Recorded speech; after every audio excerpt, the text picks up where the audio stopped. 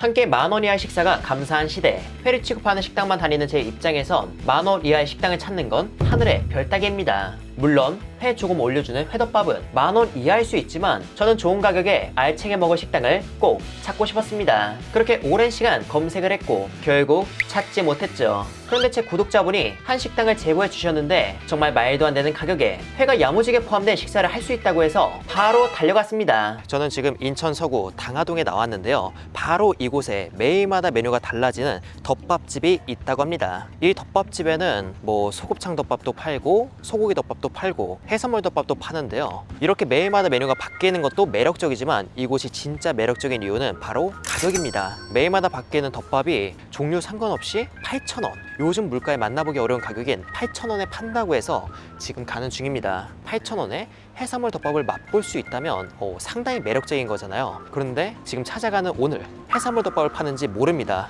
원래는 인스타그램에 공지를 해주시는데 제가 찾아가려고 하는 이날 따로 공지가 올라오지 않은 상태라 일단 무작정 가는 중입니다. 과연 어떨지 궁금하네요. 그렇게 제가 찾아간 곳은 인천 서구 완정역 인근에 위치한 비오비입니다. 비오비는 이름부터 운영 방식까지 예사롭지 않은 곳인데요. 이름의 비오비는 무엇의 초성인지 오늘은 무슨 메뉴를 파는지 확인해 보겠습니다. 지금 이렇게 보면요, 여기 이름을 적을 수 있고 인원수 그리고 메뉴를 적는 건데, 메뉴 같은 경우는 위에 오늘의 메뉴, 2주의 메뉴, 살빼새 메뉴, 스페셜 이렇게 다양하게 있습니다. 다양하게 있는데 오늘의 메뉴를 먹고 싶으면은 5 해놓고 숫자 1을 적어 놓는 거고요. 2주의 메뉴는 주 해놓고 숫자, 그리고 스페셜 메뉴는 스 하고 숫자 1, 이런 식으로 하는 거예요. 여기 저는 제 이름 영민 해서 2명 5, 1, 주 1, 스 1 이렇게 3가지 메뉴를 주문했습니다. 제가 방문한 시간은 오전 11시 20분, 오픈이 오전 11시 30분이라 오픈 10분 전에 왔음에도 이미 제 앞엔 많은 대기자가 있었습니다. 덥고 언제 비가 와도 이상하지 않은 요즘이라 식당 밖에서 대기하는 게 쉽지 않잖아요. 다행히 아파트 단지 내 상가 부근에 비를 피할 수 있는 공간과 앉아서 기다릴 수 있는 공간도 있어 기다리는 시간이 생각보다 힘들지 않았습니다. 그렇게 제 앞 대기자 이름을 부르길 기다리는데 한두 팀 정도 빠질 시간이었음에도 다음 대기자를 부르질 않아 식사를 오래 하시나 생각하던 차에 제 앞 대기자를 포함해 저 그리고 제 뒷순번 대기자분들도 한 번에 부르시더라고요. 들어가 보니 맨 처음 식사를 하신 분들이 다 나가고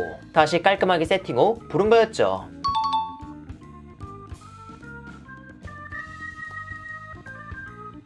제가 기다린 시간은 오픈 시간 기준 3-40분 정도였는데 이게 식사로는 충분한 시간, 긴 대화를 하며 먹긴 빠듯한 시간이지만 이곳의 주 방문 목적이 좋은 가격에 알찬 식사인 만큼 모두가 암묵적으로 느긋한 식사만 즐기는 듯 싶었습니다. 그렇게 입장한 식당은 긴 카운터석으로만 이루어져 있었고요. 좌석 바로 앞에선 요리하는 모습을 직접 볼 수 있었습니다. 이곳에 입장 전 이미 메뉴를 주문했기에 음식 주문 없이 기다리다 보니 먼저 국물을 내어주셨어요. 국물은 소고기 묵국과 굉장히 비슷했지만 무의 시원함 대신 후추의 알싸함과 파의 단맛이 있어 지방의 고소함이 은근히 있음에도 쉽게 물리지 않았습니다. 그렇게 국물을 마시다 보니 제가 주문한 3가지 메뉴 중 첫 메뉴가 나왔는데요. 그건 바로 연어덮밥이에요. 이곳의 모든 덮밥은 균일가 8,000원으로 상당히 저렴하다 보니 저가 훈제 연어나 냉동 연어를 써도 이해가 되는 가격이었거든요. 그런데 밥 위에 얹어진 건 생연어로 담근 연어장이었습니다. 심지어 양도 상당했죠. 저는 어떤 부위가 담긴 건지 궁금해 연어를 살펴봤는데 이 연어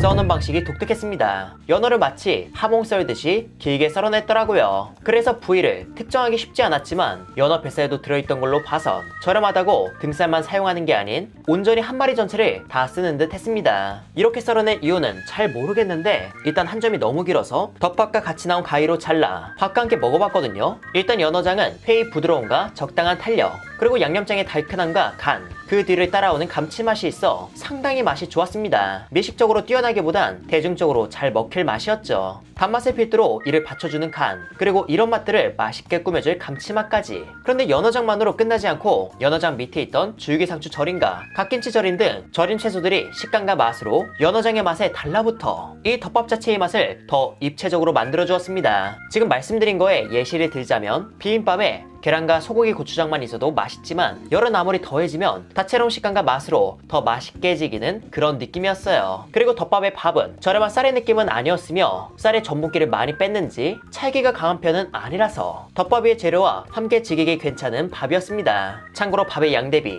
회의 양이 적지 않은 것도 이 가격에서 이게 가능한가 싶었고요. 그렇게 연어덮밥을 맛있게 먹다 보니 제가 주문한 다음 덮밥이 나왔습니다. 바로 육회 덮밥이에요. 이 가격에 육회 덮밥이라고 한다면 당연히 채썬 육회가 얹어져 있지 않을까 했는데 이런 비주얼이었습니다. 마치 담백한 샤브샤브용 소고기를 간장 소스에 담궈낸 후 얹어준 느낌이었죠. 그 맛은 연어장과 비슷한 결이었습니다. 그런데 소고기라서 그런지 약간 소갈비 양념 같은 생각이 들기도 했고요. 이 역시 절임 채소가 동일하게 들어가 있었고 연어덮밥에도 얹어져 있던 계란 노른자는 양념에 간을 정도 내주며 노른자의 잔잔한 고소함을 전해 저렴하고 간단한 고주의 음식이지만 그 이상의 만족감을 주었습니다. 이렇게 연어장과 육회까지 나의 식재료가 맛있게 얹어진 덮밥을 먹었고 이번엔 오늘의 메뉴라고 적혀있던 게 우삼겹동을 먹어볼게요. 이 덮밥은 불로 잘 익혀낸 우삼겹과 카니미소라고 하는 기성품 게 내장에 게맛살을 버무려 다음과 같이 얹어 주셨습니다. 일단 맛은 우삼겹과 게 내장에 버무린 게맛살이 서로 잘 어울려서 배치한 것보단 두 가지 매력적인 맛을 덮밥 하나에 즐길 수 있다는 게 이 덮밥이 전하고자 하는 방향성이지 않나 싶었죠. 서로의 맛이 안 어울린다는 건 아니고 그냥 각자 알아서 맞는 맛을 전했습니다. 일단 우삼겹은 밥과 함께 먹으니 규동을 먹는 것 같았고 게 내장에 버무린 게맛살을 밥과 함께 먹으니 게맛이 더 진한 게살 김밥 맛